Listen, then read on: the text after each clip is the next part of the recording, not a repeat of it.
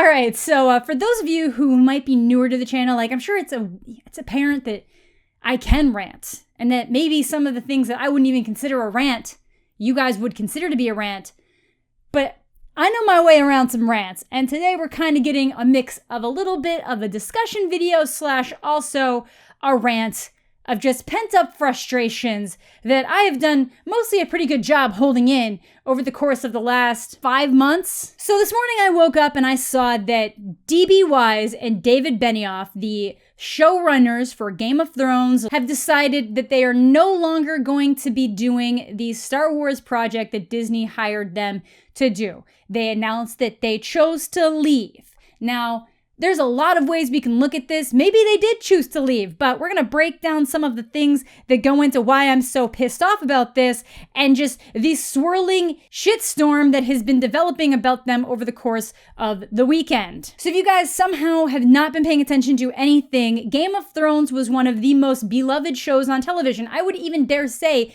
in its runtime, it was the greatest show on television when it was ramping into its final few seasons. There was really nothing else on air that could compete with it. You can disagree, and there can be shows that you like more, but Game of Thrones was a cultural phenomenon, and for the most part, it was keeping itself going at a good pace with I think, a good story. And obviously, there's going to be a bunch of people who are like, the second they ran out of stuff from the book, it was trash, but I was good with it.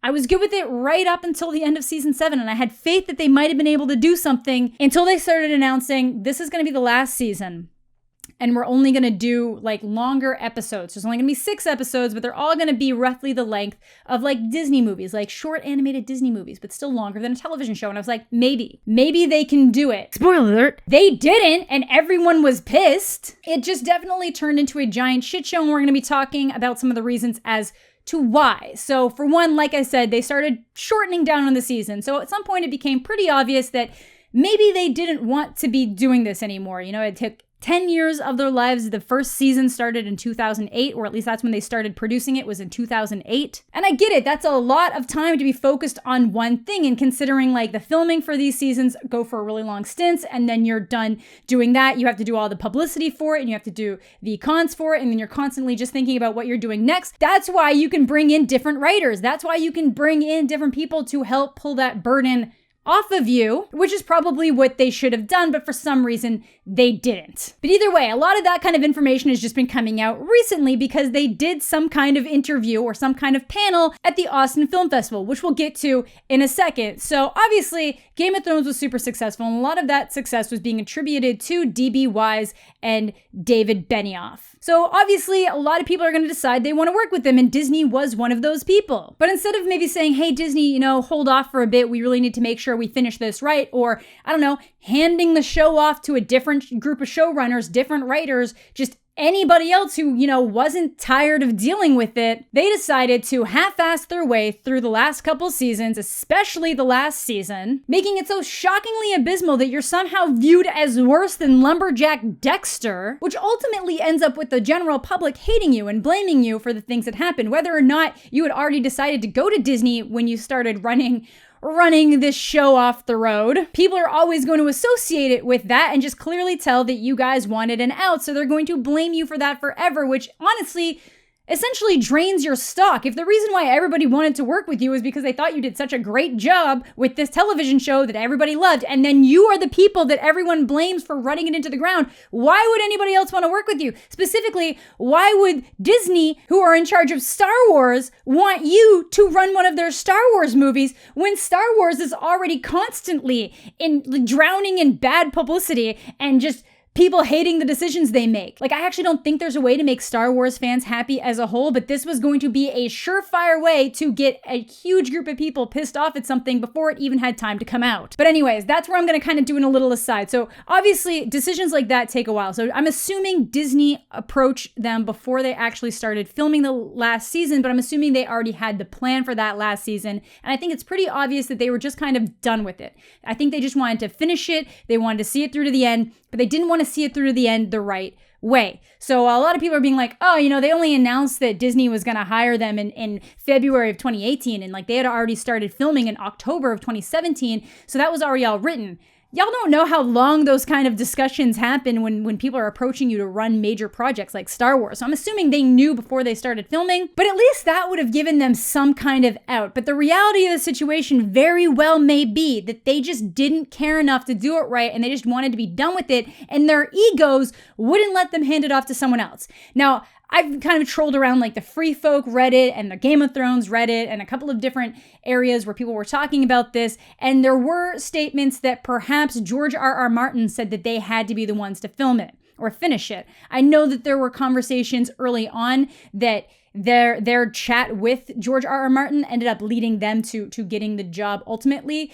That's one theory. It's, he probably did like them. Maybe they genuinely did have the best ideas for the show, even though the pilot ended up being just a huge disaster. Like literally the people they showed it to didn't actually know that Jaime and Cersei were related or siblings. That means you did your job bad. Or maybe it's because his dad's the former head of Goldman Sachs. Any one of those reasons probably has a lot to do with why they got the job over everybody else and got all this creative control. Maybe I'm being hard on them. I know it was kind of their first run on that Austin pre-mentioned panel this weekend. They did say something to the tune of that Game of Thrones was like film school to them, and it was kind of their first chance to learn how to do those kind of things. Maybe I'm being a little bit hard on them because, Benioff, he's responsible for some amazing writing. He wrote the absolutely artful and incredible screenplay for X-Men Origins Wolverine.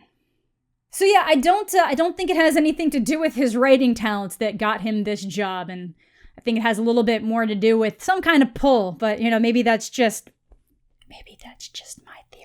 But either way, they got it, and I'm not going to completely trash them. There were some things that they contributed to the story that ended up being really good in my opinion. So obviously a lot of the great stuff was right out of the books. They adapted stuff from the novel. I'm going to get into some of how they did that in a bit and why there were some problems there too. But they did add some things that weren't in the books that I ended up really liking. So all that stuff with Arya and Tywin, that was completely them, and that was some of my favorite moments. I think they do have it in them to write good dialogue and to adapt things properly. It's just by the end, they clearly didn't care. Then there's the power is power scene with Cersei and Littlefinger, which wasn't in the book, which I know some of the book people were like, I have a problem with that because there was no reason to make Littlefinger seem that dumb just to build up Cersei, but I thought it was a really good scene, and it definitely lends into their idea that the whole show is about power. Knowledge is power.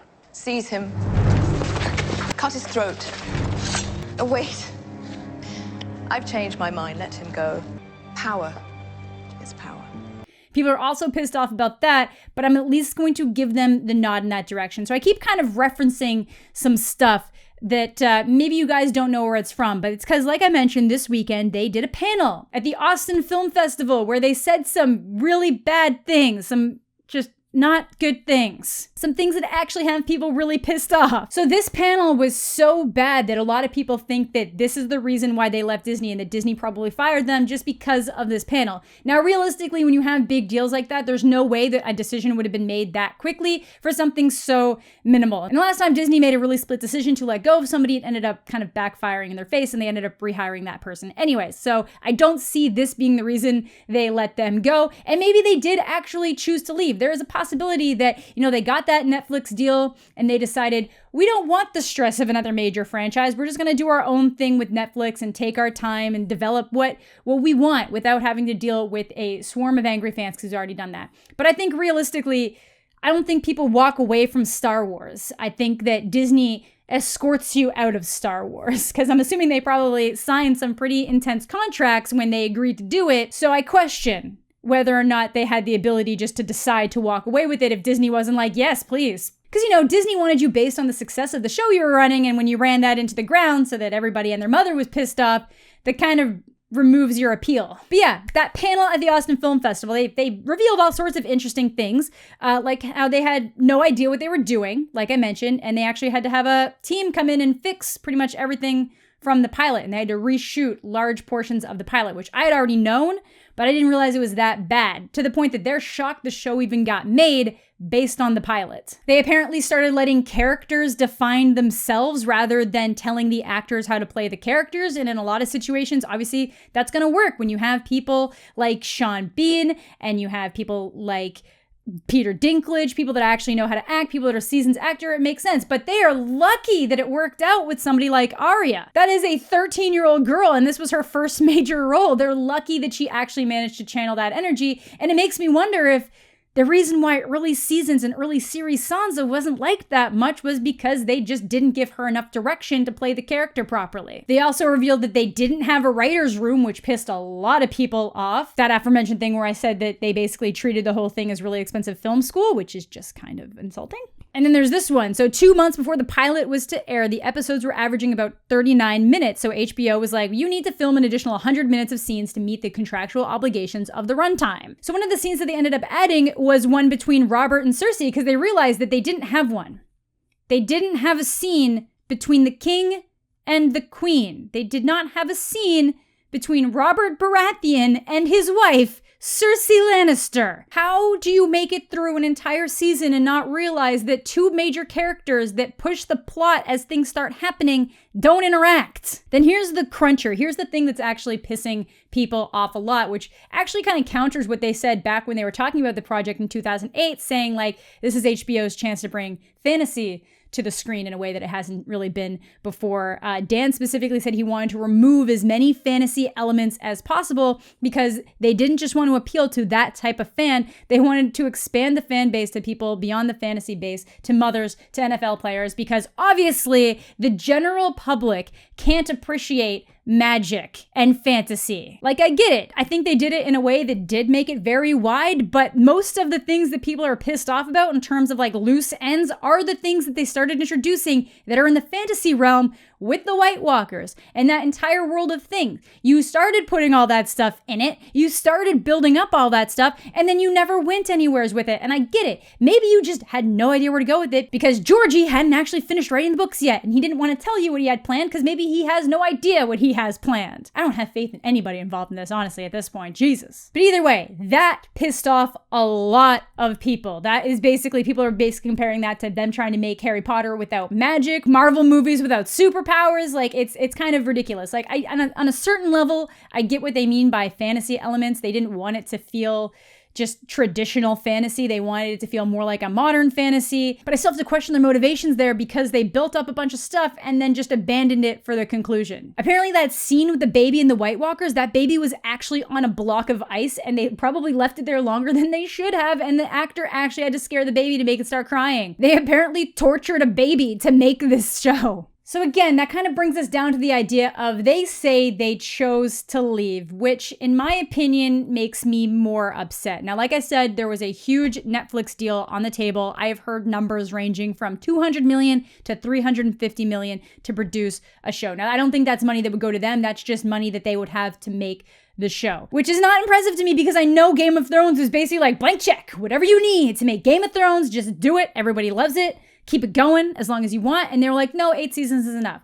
I still don't understand why somebody didn't forcibly say, no, if you don't want to finish it, we're going to get someone else to finish it because the show deserves it. What is so special about these two idiots that they couldn't actually take the time to finish the show properly?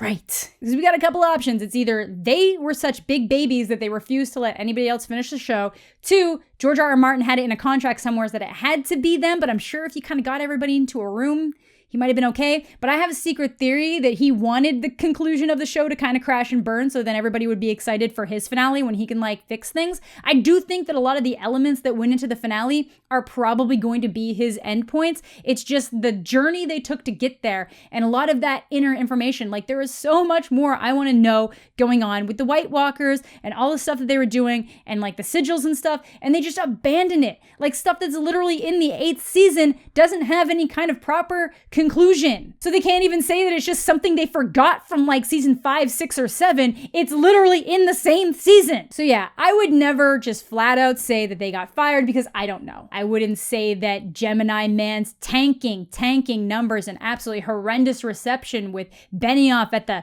screenplay helm contributed to maybe people wanting to distance themselves from these two creators. I would never outright say that. I will heavily imply it, but I would never flat out state it. I didn't necessarily want them working on Star Wars anymore, but Star Wars was just one of those things that people were like, oh, okay, I guess I get it. You know, it's Star Wars. Everybody wants a chance to work on Star Wars. And I'm sure Disney doesn't wait. Like, I'm super upset about it. And I'd rather they have just finished Game of Thrones properly, because Star Wars is already messed up on so many occasions. And it's just floundering at this point. Like, I'm not looking for that to be saved anytime soon. But I was just looking for a nice conclusion to a show that was already doing amazing. So if they actively chose to walk away, that pisses me off more than them having been fired. So I'm assuming they probably did, though. I'm assuming it was one of these things that was like, look, you know, because there was rumors back in August that they were being let go, because originally they were supposed to be doing 3 movies. Then it was they're going to just kind of write out the story for all 3, but they're only going to pen 1 movie and they're not going to be directing it anymore. So I think this has kind of been going on for a while, and then, you know, this is when the announcement kind of hit the wall.